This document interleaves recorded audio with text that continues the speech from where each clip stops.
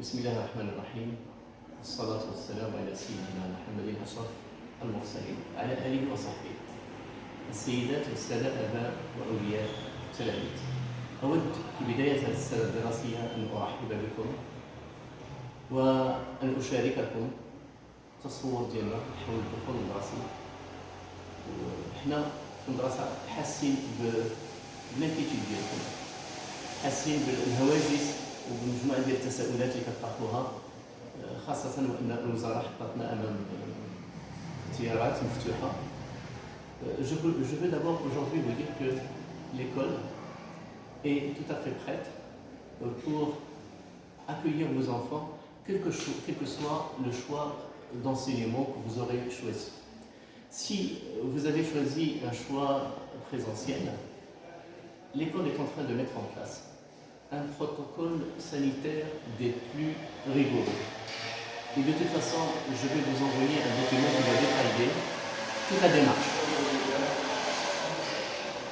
que l'école met en place, tout le protocole sanitaire que l'école met en place pour que vos enfants soient, je ne dirais pas protégés, mais je voudrais dire super protégés. Si on pouvait les mettre dans nos yeux, on les mettrait.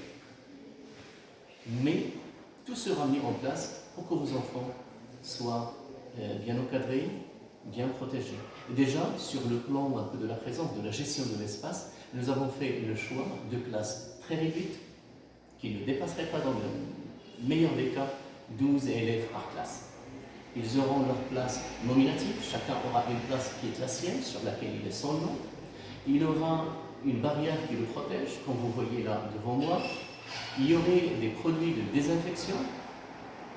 Il y aurait donc une surveillance de proximité de tous les instants, qui devrait empêcher que, et c'est un âge qu'il faut comprendre, qui devrait empêcher que les enfants ne se mélangent, que les enfants ne prennent des risques inutiles. Donc de ce côté-ci, il faut nous faire confiance, on va faire le nécessaire. Et il faudrait peut-être aussi reconnaître qu'il y a des choses qui relèvent seulement de l'inquiétude. Rappelez-vous, au début du confinement, au moment où on comptait au Maroc des dizaines de cas par jour, nous étions dans la paranoïa la plus absolue. N'est-ce pas? On ne sortait pas. Quand il s'agissait de sortir rapidement pour faire des courses, on rentrait, je ne sais pas, on nettoyait tout. Or, maintenant, avec des cas qui avoisinent un peu, qui sont comptés par 1000, et qui dépassent, nous arrivons quand même à sortir, à vivre, à travailler. Ceci veut simplement dire que nous avons en quelque sorte vaincu d'abord notre inquiétude et notre peur qui relevait parfois de la paranoïa.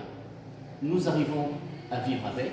C'est vrai qu'il faut être un peu prudent, c'est vrai qu'il faut être dans une discipline saine qui respecte l'autre, qui ne met pas en danger la vie de l'autre, et c'est une discipline citoyenne que tout un chacun devrait s'imposer. Et donc, de même, je comprends qu'aujourd'hui, cette inquiétude qui était la nôtre à un moment où nous, adultes, nous la transposons aujourd'hui sur nos enfants. Et je comprends parfaitement cette inquiétude. Qu'est-ce que nous avons de plus cher sur Terre que nos enfants?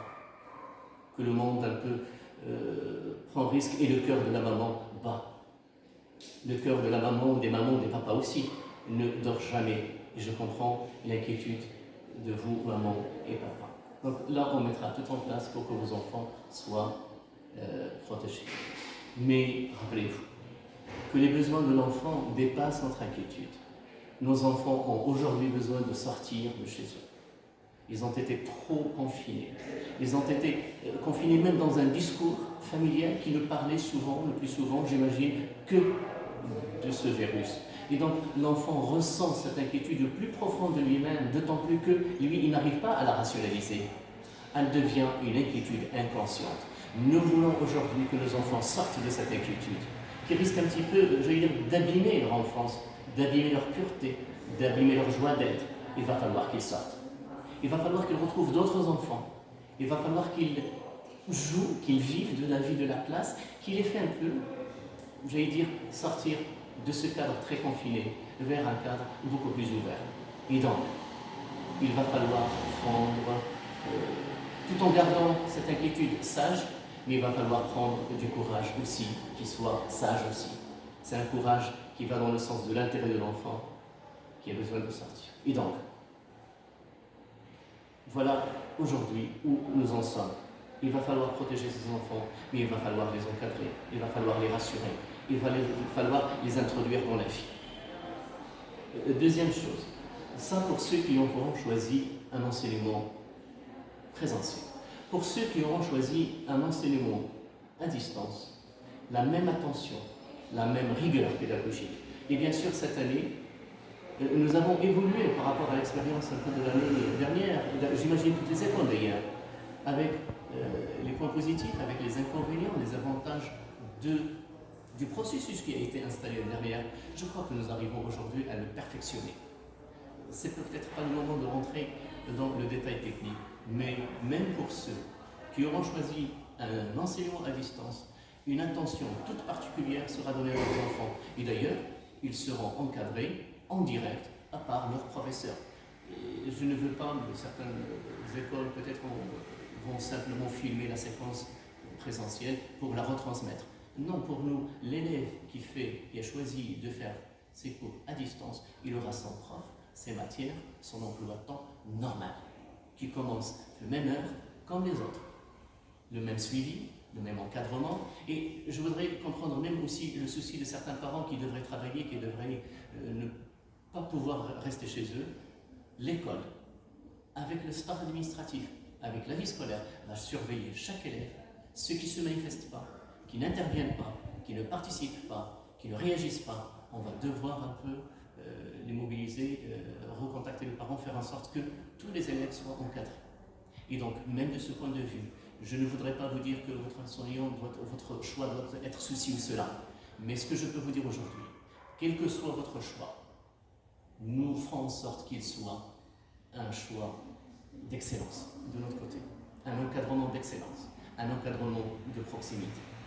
Et donc, on va vous envoyer par la suite des notices qui détaillent un petit peu tous ces choix pédagogiques. Je vous ai envoyé il y a 2-3 jours aussi une notice qui cherchait simplement à comprendre quelles sont vos préférences par rapport aux deux types d'enseignement. C'est une notice qui n'engage personne, c'est juste un questionnaire, et la majorité qui ont répondu, ils nous ont permis d'avoir clairement vos choix. Nous avons jusqu'à ce matin, 82,5% des parents qui ont choisi un enseignement présentiel et 17,5% qui ont choisi un enseignement à distance. Parfait. Nous respecterons l'un et l'autre des deux choix et nous ferons en sorte que la rigueur pédagogique, que la rigueur sanitaire s'installe. Maintenant, voilà un peu les grandes lignes de la rentrée scolaire. Moi, je voudrais la faire de manière la plus courageuse, la plus sereine. Je ne vais pas sombrer dans l'inquiétude, je ne vais pas sombrer dans l'hésitation. On va foncer. Maintenant, j'ai besoin de vous. أنكم تعطيوني un peu de visibilité لأن mon année scolaire je dois la planifier. خاصني نعرف شحال عدد الأقسام، خاصني نفوج، خاصني نفرق الديستانسيال والبريزونسيال. Je ne veux pas attendre lundi 7 mars وعاد راني كنجري من هنا. لا، الله يخليكم. اللي دار الشوا ديالو انه يثق في هذا المدرسه ويبقى معنا مرحبا به، ولكن يعبرنا على هذه الرغبه ويعطينا لو فو فير ويدير لا ريانسكريبسيون ديالو باش انا يمكن لي نسمح لي ندوز المرحله الثانيه ديال لا بلانيفيكاسيون. بغيت وليداتكم يجيو في لا رونتري او يمشيو في لا ديستانس وهما في احسن الظروف، وبان العمليه لا ماشين في سافي اون ايكول سي اون ماشين لورد. يمكن كيبان للاباء غير كيصوتوا التلميذ والاستاذ، راه سي اون ماشين لورد ا ميتر اون بلاس، واول مره في تاريخ المغرب ما عندناش حتى سيمانه pour mettre en place ça. Et donc j'ai besoin s'il vous plaît de votre présence, de votre inscription اللي كتعطيني انا لا فيزيبيليتي.